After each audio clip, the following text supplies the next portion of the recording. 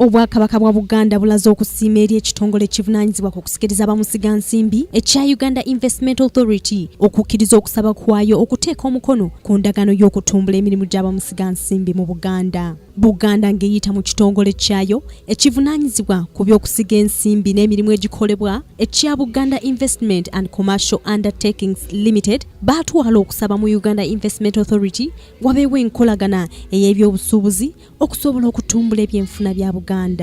Okusinziira kwakulira ekitongole kya Uganda Investment Authority, Dr. Frank Sebowa, endagaano ekolebwa ne Buganda egendereddwamu okuyamba bamufuna mpola banneekolera jange okusomesebwa ku ngeri ennungi mwe basobola okuyita okutereka ensimbi olwo bafuuke bamusiga nsimbi abeetongodde. Kulowooleza mu mulwana naye nja kusiga mbere nga mulwana mbere nga Bill Gates sooka okole akantu ko katono oba kulima ka garden ka katono naye okaseeko nnyo omulaka okaseeko nnyo ebirowoozo kagejje ekirivaamu kagenda kufuuka nga jesa faamu gye tumanyi yaba mulwana oba olina kakiosikiko kakenyini koba okola kagende nga kakule kasobole okuviiramu ekigasa.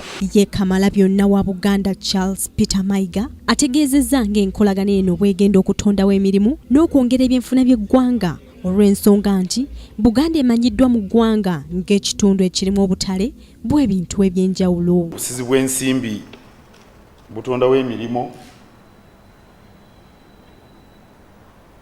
ate ng'emirimu kye kimu ku byetaaga ebisinga obukulu mu nsi ezikyali ento naye kati nnaku zino n'ensi enkulu kubanga mu Bulaaya eyo Portugal, Greece ne Spain ne Italy nabo emirimu gibatawaanya era lwaki tebalina mirimu kubanga obusizi bw'ensimbi bwe balina tebumala kubanga obusizi bw'ensimbi bwe butondawo emirimu ate era obusizi bw'ensimbi bwe buzaala amagoba ate nga amagoba gavumenti geewoozaako omusolo. Ng'oggyeko ebyobulambuzi mu Bwakabaka bwa Buganda ebintu ebisuubirwa okuteekebwako amaaso bamusiga nsimbi mwe muli okulaakulanya ettaka, eby'obugagga eby'omu ttaka, entereka ya ssente, ebyenjigiriza, ebyobulamu, ebyobulimi n'ebirala. Senga tuba tufunye musiga nsimbi najja nakwataganiramu naffe ne tumugamba nti ettaka lyaffe lirino twagalako ennyumba ezitasukka bukadde 8. Enkolagana eyo etuyamba okuggusa ensonga ey'amangu. Ekitongole kya Uganda Investment Authority kyeyamye okukuba akatabo ka Buganda Investment Profile akasuubirwa okulambika emirimu abasiga nsimbi mwe basobola okuteeka ssente. Nakalema Grace, Kingdom TV, amalindirire. This is Kingdom TV.